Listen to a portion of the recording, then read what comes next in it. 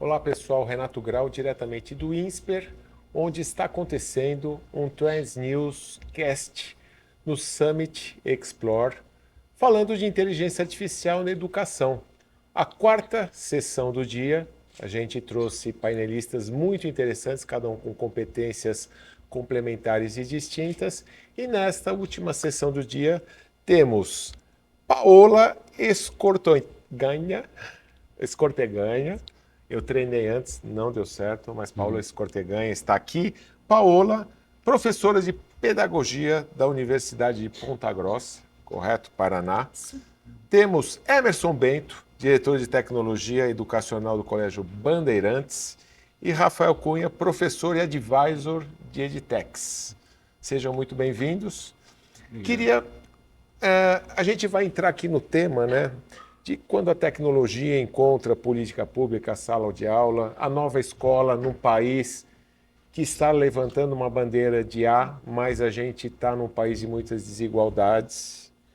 Então, dentre tudo que está acontecendo nesse país, a IA vindo com uma força muito grande, que saiu do hype, eu odeio, não gosto das pessoas que ainda falam, não, mas aí é hype. Não dá mais para a gente considerar isso daí. A gente olha para a IA hoje como a força de uma entidade digital, né? Não é mais aquela questão de uma inteligência artificial, se ela vai superar a humana, mas ela passa a ter uma existência própria derivada da gente. Então, é este o contexto que a gente se encontra.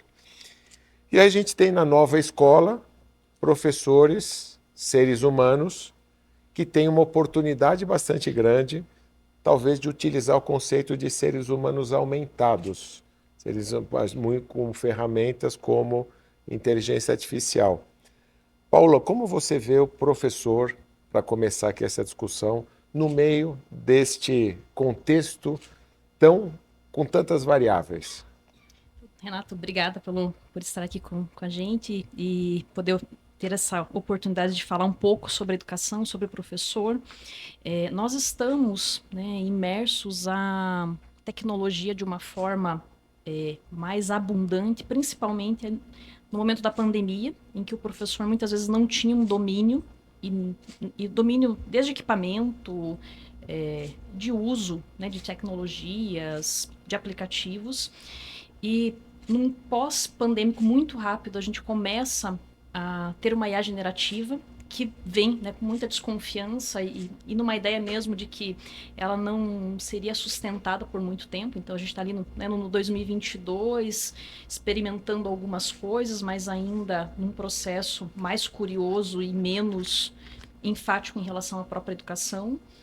Em 2023, a gente percebe que o cenário ele começa a ganhar um corpo um pouco diferente, né? E com isso a gente já tem ali uma atualização do ChatGPT, a gente já tem as IAs generativas da própria China, a gente já vai vendo as Big Techs trabalhando, né, nesse formato. E ali começam os primeiros movimentos de formação para professores, utilizando IA generativa. A gente tem aquele boom da criação de imagens, né, com algumas IAs. A gente teve ali pelo Bing, que foi bem famoso naquele momento, e todos os professores estavam usando e postam na rede social.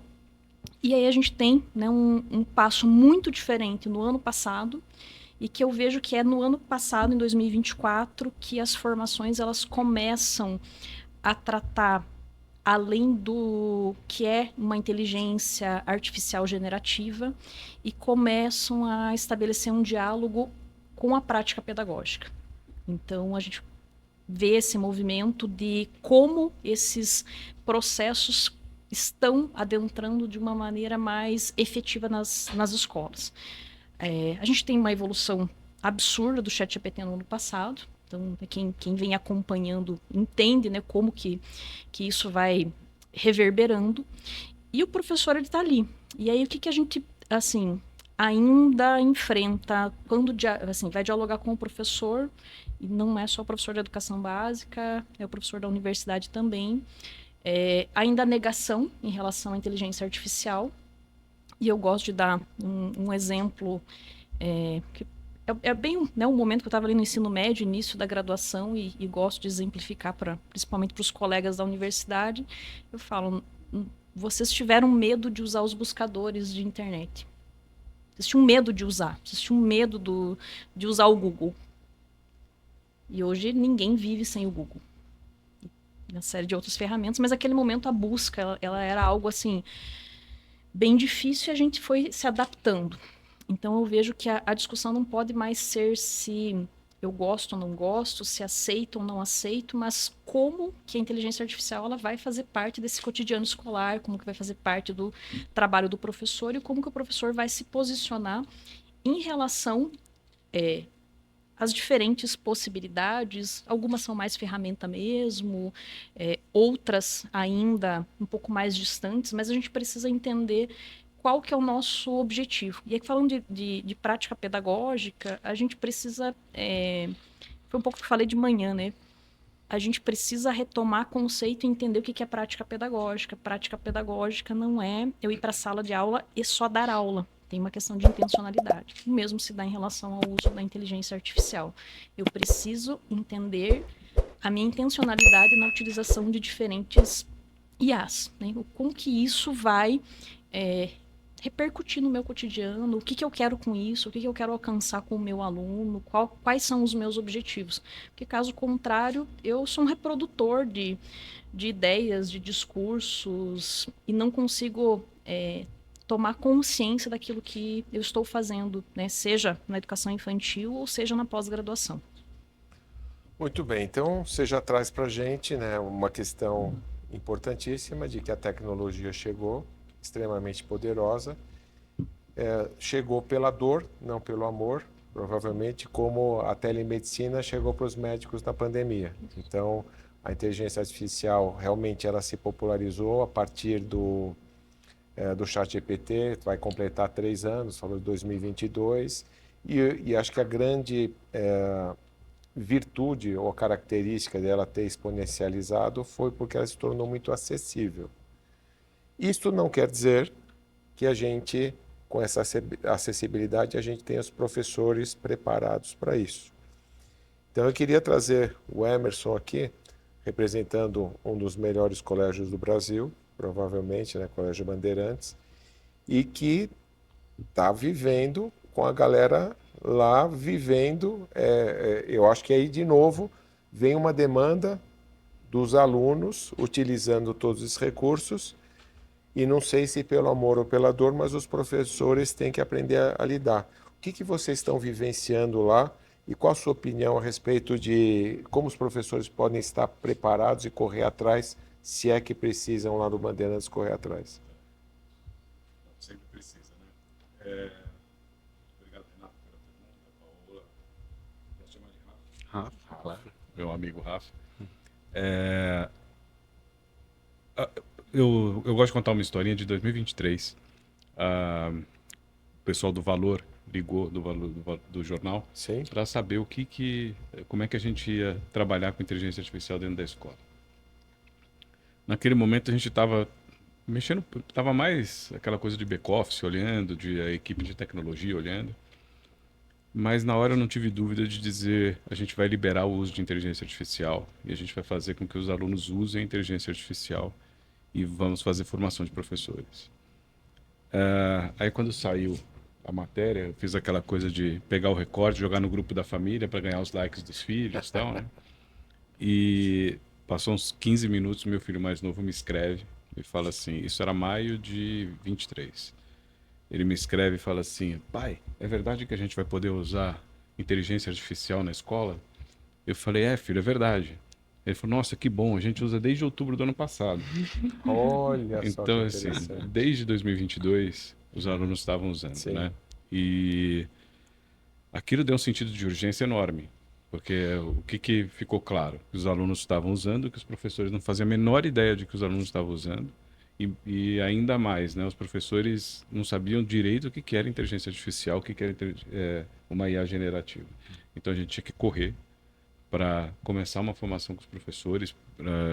Aí em junho a gente já preparou uma primeira sensibilização para os professores entenderem o que estava começando a vir, e até são só 2 anos, né? A gente está em 25, 2 anos e meio, e é até engraçado falar hoje o tipo de ferramenta que a gente levou lá, porque eram ferramentas que hoje praticamente todas essas grandes já incorporaram. Naquela época o ChatGPT era só texto, e aí para fazer alguma coisa com imagem você tinha que pegar uma outra aplicação, para fazer um vídeo você tinha que pegar uma outra aplicação, e agora já está tudo lá dentro. Integrado. Mas o importante era fazer essa sensibilização e mostrar para os professores que aquilo estava chegando, né? Depois disso a gente começou algumas formações e a gente, na época da transformação digital, a gente aprendeu a trabalhar formação de inovação de uma outra forma dentro da escola. A gente não faz aquela formação tradicional de alguém ir lá e falar sobre alguma coisa. A gente usa esse modelo mais quando quer sensibilizar sobre algum assunto. Mas o que a gente faz é trazer os professores que a gente identifica como early adopters, traz eles para um ambiente, trabalha o que a gente quer mostrar para eles, e na sequência eles mesmos são os disseminadores daquela tecnologia nova dentro da escola. Porque a gente entendeu que se ficar a diretoria de tecnologia querendo dizer para o professor qual que é a ferramenta que ele tem que usar, dizer qual que é a formação dele, tem muito menos apelo com ele do que se um colega dele começa a mostrar para ele como que dá para usar aquela tecnologia.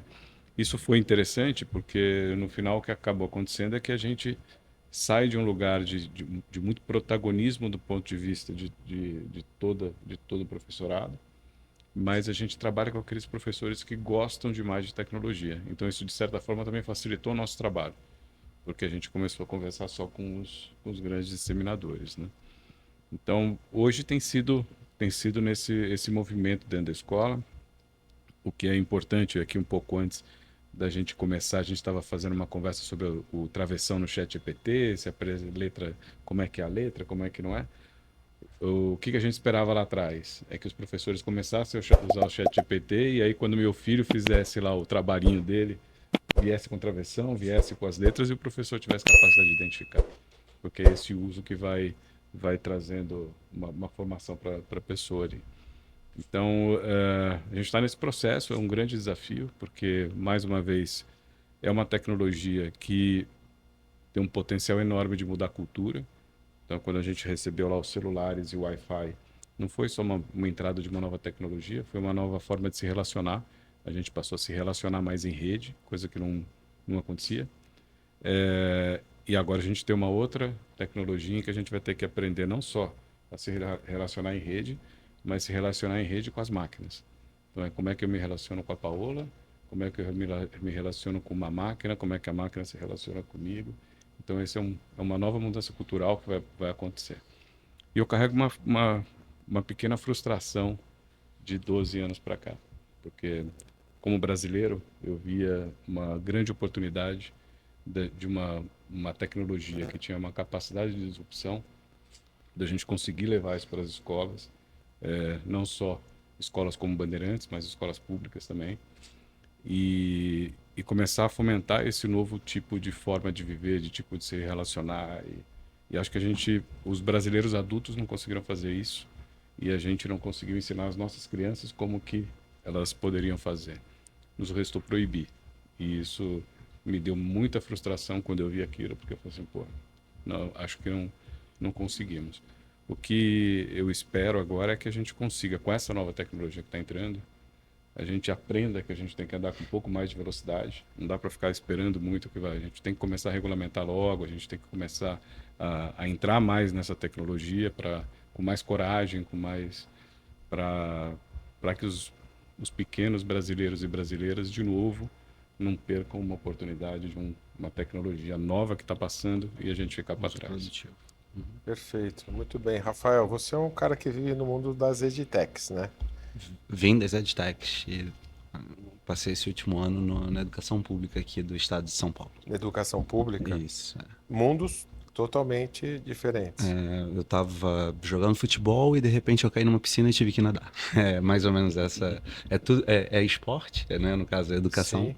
mas ambiente completamente diferente. Então, é muito interessante você poder trazer esse olhar para a gente, né? Do mundo do empreendedorismo, das edtechs, de fazer as coisas acontecerem com uma velocidade que normalmente tem que ser grande, né? Você cria uma startup, uma edtech, e a velocidade, se não tiver velocidade, provavelmente não vai conseguir ter resultado. E o poder público normalmente tem uma outra velocidade, né? De uma maneira, se você puder falar um pouquinho desse contraste entre as duas, Legal. seria interessante. Fazendo um recorte, as edtechs, no geral, né? Claro que variam os modelos de negócio, mas as edtechs, elas partem de reconhecer uma dor muito grande de um usuário, né? Sim. Pode ser uma pessoa física, pode ser uma empresa, etc. Ele propõe soluções, normalmente usando tecnologia, e faz com que essas soluções sejam absurdamente escaláveis, né? De preferência não só escaláveis, mas a palavra que já é moda há uns 10 anos, disruptivos. Eu sempre evito, né? Todo mundo quer ser disruptivo em algum momento. E elas, como elas são pequenas, elas se organizam com o uso de tecnologia, tem um conceito de startup enxuta, do Eric Ries, é um conceito de 2008, que até hoje, 2025, as pessoas ainda não usam. Elas se movimentam muito rápido, elas conseguem entregar muito rápido, às vezes crescem muito rápido, mas também caem no ostracismo tão rapidamente quanto muitas vezes, tá? O poder público, né?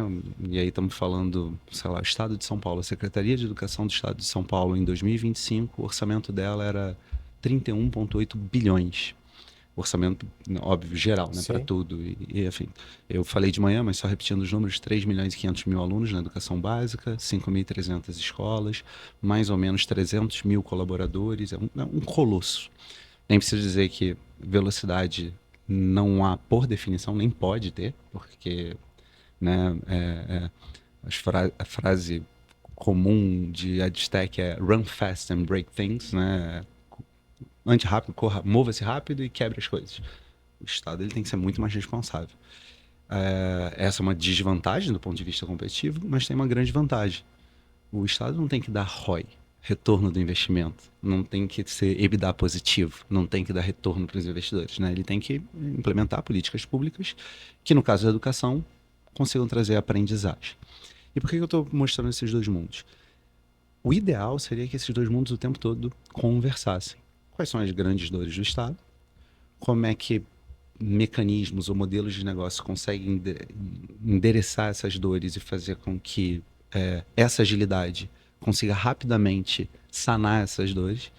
E o Estado conseguir ser cada vez mais ágil para identificar quais são que empresas são essas que conseguem, de alguma forma, ajudar. Voltando para o Estado de São Paulo, que é meu exemplo mais... Programa de inovação aberta, só que em vez de uma grande empresa, olhando para o governo. Olhando para o governo, exato. E Sim. hoje o Estado de São Paulo tem 12 plataformas educacionais trabalhando para alunos e professores, tá? Não 12 ao mesmo tempo para todos os alunos e todos os professores, mas tem plataformas de leitura, plataformas de redação, plataformas de matemática gamificada, plataformas de programação, linguagem computacional, plataforma de inglês com writing, speaking, listening, todos os elementos da aprendizagem de inglês. E nesse caso, o que a gente está conseguindo é, sem dúvida alguma, trazer o melhor de um mundo para ajudar ou fomentar, resolver problemas desse outro mundo. Se a gente conseguir fazer isso, aí sim, com mais estados da federação, com políticas públicas que sejam... Né, hoje tem eu não entendi nada disso, mas hoje eu entendo, né? Quando você não faz uma política pública, quando você não consegue, por exemplo, ter lei, basta vir um outro partido na gestão seguinte, com outras ideias, que tudo que foi feito, bom ou ruim, sem entrar em nenhum espectro ideológico, aquilo se perde, cai, deixa de existir. Então também é nossa responsabilidade como cidadãos que as boas ideias, os bons, seja qual for o partido, ou seja qual for o lado do espectro ideológico, elas sejam mantidas como uma política de Estado. E aí talvez a gente consiga, já que o objetivo final é aprendizagem, talvez a gente consiga chegar a níveis muito superiores ao que estamos agora, usando tecnologia, usando IA. Excelente. E você está vendo realmente com o olhar de quem está no poder público que as coisas estão avançando, independente novamente de partido, olhando o poder público em geral, que está mais fácil essa jornada acontecer? que eu percebi, né, eu fiquei esse ano, desde a gente está no dia aqui de hoje, é que eu tô sem óculos, 18 então... de novembro. 18 de novembro. Desde 31 de outubro, então faz 18 dias que eu não tô mais dentro do governo, mas até tirando o chapéu um pouco de quem estava lá dentro, o chapéu de cidadão, eu fiquei muito bem impressionado com a vontade que eu vi de as pessoas fazerem. Eu sei que os brasileiros, em geral, têm estereótipos muito marcantes sobre o funcionalismo público, né, o servidor público e afins. Não, eu vi muita gente trabalhando duro, tentando, buscando fazer acontecer. Claro que sempre existem os mais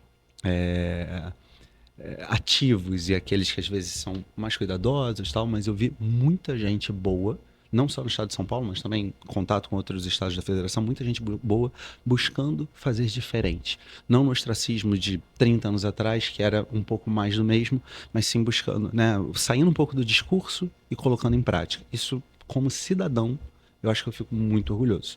Ao mesmo tempo, os desafios são gigantescos. Hoje de manhã eu falei que a gente está discutindo IA, mas tem escola sem ar-condicionado e em fevereiro, que é quando começam as aulas, são temperaturas absolutamente... não veio, fugiu agora a palavra. Mas... não, eu queria dizer insalubres, né? Tornam, eu não estava vindo a palavra. Sim, sim. De um professor que vai chegar às 7 horas da manhã, vai sair às 6 da tarde, vai ficar dar aula o dia inteiro, e ele sai melado. E essa palavra tem que tomar cuidado, mas é literalmente melado só. Então, a gente está falando de IA, uso de tecnologias, disrupção, crescimento exponencial. Às vezes a gente precisa do básico. E quando eu falo aí do básico, um ambiente, climatização adequada para determinadas épocas do ano, alimentação, se bem que merenda, pelo menos no estado de São Paulo, é muito elogiado, um dos principais pontos. Infraestrutura básica, internet adequada, devices adequados, né, computadores, tablets e afins, e um grupo de pessoas realmente interessadas em fazer. Professores que vão à aula, não faltam. Muitas, né, a gente tem um problema de falta de professores que é muito significativo. E aí, enfim, eu não lembro qual foi a origem da pergunta, mas eu sei que somando esses elementos, a gente... lembrei. Eu percebo que, assim, se olhar 5 anos para trás, 5 é muito pouco, 10 anos para trás, eu acredito que, como brasileiros, nós estamos indo para um caminho melhor do que estávamos, embora ainda tenha muita coisa para fazer. Excelente. E Paola, a gente já sabe que tem muito trabalho a ser feito de base para poder que a inteligência artificial realmente atinja todo mundo que a gente imagine nesse país de desafios. Você se lembra de alguns casos de sucesso aí de, apesar dos desafios, a IA está fazendo uma diferença neste projeto, naquele projeto, que você poderia trazer? A gente tem algumas ações ainda muito isoladas, mas a gente tem bons casos que a gente pode falar sobre eles. Sim. Então, a gente tem exemplo, eu vou trazer da própria UEPG, né, que a gente tem o professor Albino, que inclusive esteve aqui na parte da manhã, e ele utilizou na disciplina dele de graduação um trabalho com a inteligência artificial. E aí o grande ponto é como que você consegue fazer uma transposição didática com tudo isso. E o ponto era, e isso gerou até uma publicação, que eu contribuí com a publicação, que o aluno vai usar a inteligência artificial na graduação. Eu lamento os meus colegas que ainda acreditam que o aluno não está utilizando o ChatGPT. E o ponto foi, né, os alunos precisavam apresentar os prompts, porque aí você desafia o aluno a criar prompt, a olhar as diferentes saídas, a melhorar essas saídas. Então, esse é um exemplo bem pontual. Nós estamos fazendo, falo nós porque eu falo que eu estou entre o entusiasmo e um pé no chão. Né? Eu falo um pé está levantado, outro pé está no chão. Mas a gente fez um processo de apresentação de inteligências artificiais no programa de pós-graduação em educação, em disciplina, para mostrar para o aluno, por exemplo, como que ele pode minimizar um trabalho que é muito, eu falo assim, muito artesanal na revisão sistemática. Porque o aluno ele faz um amontoado, né?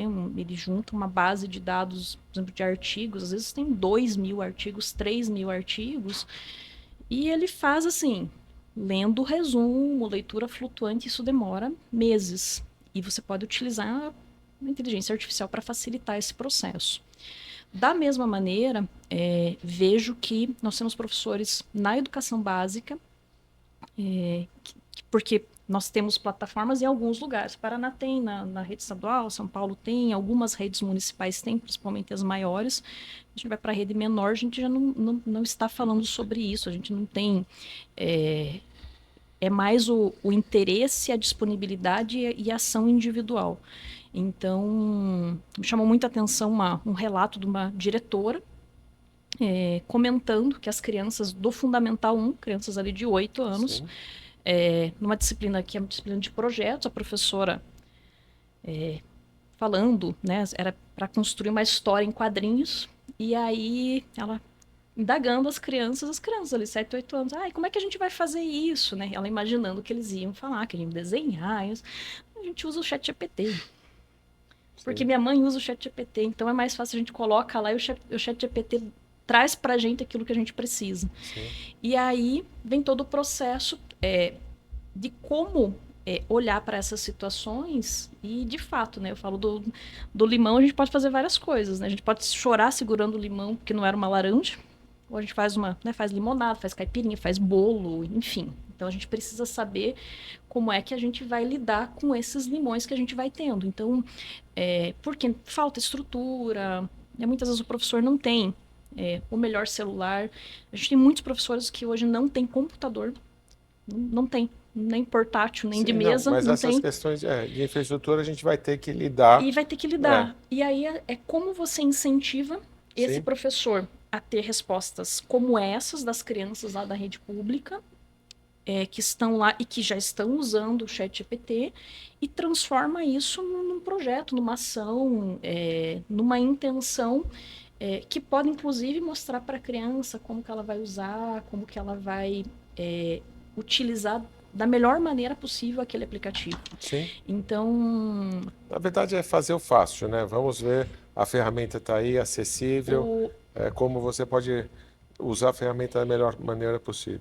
É a ideia do que o Leonardo da Vinci ele fala, né? Que a simplicidade é o último grau de sofisticação. Sim. É fazer o simples bem feito. Perfeito. E aí, como que você vai incentivando aqueles que estão, né, à sua volta a fazer. Então, assim... Perfeito. Vai criando um ambiente que proporcione a utilização disso de uma boa maneira. Legal. Emerson, alguma coisa disruptiva que você tem visto, não só de repente no Bandeirantes ou no ecossistema, que você fale, bom, a nova escola, ela vai conseguir implantar alguma coisa que você tenha visto por aí? Renato, acho que a gente está muito no comecinho, né? Sim. Da IA. Então, aquela analogia que as pessoas fazem do comparar IA com a internet e falar da era de escada da internet e tal. Acho que a gente tá por ali, né? Acho que dá para falar assim o que eu sinto o meu faro do que pode tá para vir e o que me dá esperança, né? Eu acho que eu vejo duas coisas começarem a aparecer ao mesmo tempo e isso me chama atenção em todos os eventos de inovação que eu vou, que é as pessoas falarem muito de IA e as pessoas falarem muito de autoconhecimento e de pausa para respiração, pausa para meditação, uma viagem para dentro. Ao mesmo tempo, você vê um mundo que era totalmente masculino começa a ter mais feminino. Me parece que um mundo com viés mais feminino, com máquinas podendo fazer coisas que são mais repetitivas e as pessoas buscando um autoconhecimento e procurando entender aquilo que elas têm como necessidade como gente, me parece que daqui pode sair alguma coisa interessante. E acho que isso pode ser disruptivo. Dentro da questão de buscar o mais simples, a gente está olhando o ser humano como humano, uma tecnologia que está vindo que pode tornar o ser humano aumentado. Entender esse contexto, você busca um equilíbrio e através desse equilíbrio você vai buscar novos recursos para chegar a resultados diferentes. Alguma coisa por aí. Eu acho que teve no SXSW do ano passado, 24, a palestra de abertura foi a vice-presidente da NASA e uma poetisa. Então já começou com isso que eu estava falando, né? Duas mulheres no palco principal, abrindo o principal evento de inovação. Sim. Uma falando de evolução para fora do planeta. Então ela contando um pouco dos grandes projetos que a NASA tem hoje de levar a humanidade para fora do planeta. E uma outra falando do desenvolvimento pessoal e falando da poesia do desenvolvimento humano. Eu acho que essas coisas pode ser que dê uma coisa boa. Então, e isso é totalmente disruptivo, porque no fundo a gente vai deixar de servir, se isso acontecer. A gente deixa de servir a um sistema que afasta a gente do nosso ser mais íntimo, e a gente tem que ficar o tempo inteiro entregando para fora. Sim. E de repente, com essa mudança toda, a gente possa começar a entregar um pouquinho mais para nós mesmos e entregar o que de melhor a gente tem para o dentro desse contexto, né, você está trazendo uma visão mais do ser humano no meio de toda essa transformação digital. Desculpa, Renata, que eu acho que isso é que é disruptivo. Sim, perfeito. Concordo, mas a gente está, assim como você falou do SXSW, né, eu vou todo ano para lá também, a gente tem alguns conceitos de busca de uma sabedoria ancestral, de a gente voltar para o passado. Uma das melhores palestras que eu vi esse ano era de um cientista brasileiro radicado, está na frente da Universidade de San Diego, que ele mostrou como criar um cérebro humano no laboratório a partir de células.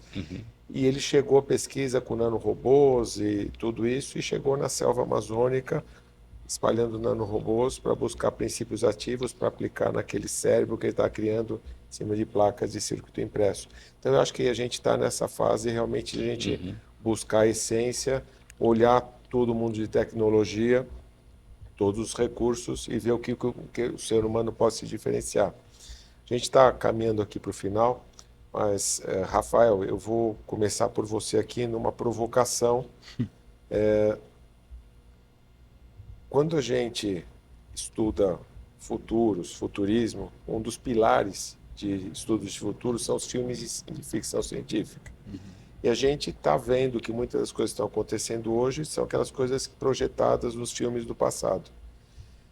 E a gente tem filmes que são os utópicos e distópicos, do melhor futuro possível ao pior futuro.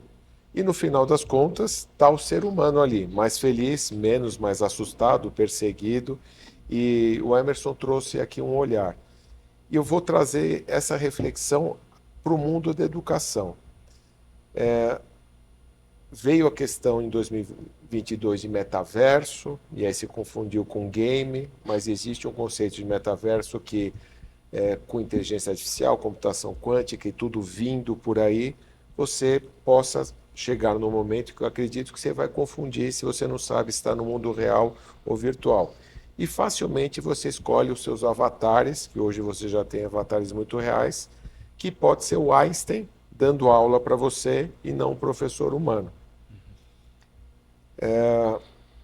Você enxerga, né, fazendo esse exercício, que o ser humano, olhando lá para frente, ele vai ter ainda espaço, ou a gente tem que reestruturar, repensar a sociedade e chegando na educação para uma nova cultura?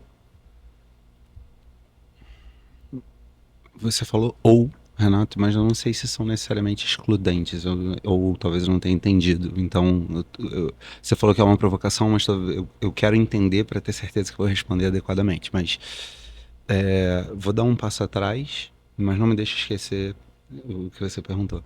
Só seguindo o que o Emerson colocou, eu entendo que sempre que tem alguma grande inovação, que eu não vou nem chamar de revolução ainda, né? Claramente, a gente está caminhando para que seria revolucionário, mas eu nem quero entrar. Revolucionário foi a era digital, né? Quando a gente pegou todo o conhecimento do mundo e colocou em código binário de 0 a 1, e você agora consegue ter, em um ano, se produz muito mais do que em toda a história da humanidade em termos de conhecimento. E a IA ajuda como evolução. Eu acho que a gente eu sempre penso assim, veio a IA, a gente estava com água gelada, veio a IA, e agora a água está quente, e muito quente. E tudo que você vê IA, e a gente está falando aqui IA o dia inteiro, e aí eu aposto que se eu ouvir todos os podcasts e os painéis, se você tirar o... IA, faz um suco aí do que veio, que são mais ou menos as mesmas coisas, e não é demérito de ninguém, né? Eu também tô nisso. Então, a gente está com a água muito quente. Tem algum momento que a gente vai falar, cara, tá quente demais, tá insuportável, eu preciso de água fria. Só que a tendência quando tá queimando é você ligar água fria muito fria. É o celular sendo proibido porque ninguém sabia lidar. Mas na prática, no médio para o longo prazo, o que a gente sempre busca é estabilidade, é harmonia. Que não é claro, às vezes vai ficar um pouquinho mais quente, às vezes um pouquinho mais frio. Quem dera fosse só temperar como no chuveiro. Eu não sei nem se é uma boa metáfora, mas... Então, agora sim respondendo. Vai ter espaço para o ser humano? Claro que vai. Porque senão eu estou dizendo que a água vai ser sempre quente ou sempre fria, né? E eu acho que a gente vai encontrar um meio do caminho. E a segunda parte era, ou a gente também tem que se programar para uma nova cultura.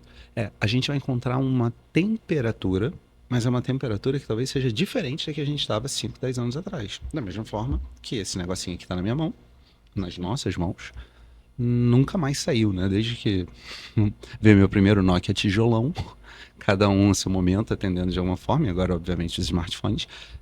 Acho que ninguém acredita que daqui a 10 anos vai deixar de existir. Isso vai ser talvez uma outra coisa, mas melhor ou mais potente do que a gente está aqui. Então, é uma nova cultura, é uma nova sociedade, são novas formas de ver o mundo, sempre vai haver um espaço para o ser humano. Eu acho que, no final das contas, isso é uma perspectiva otimista.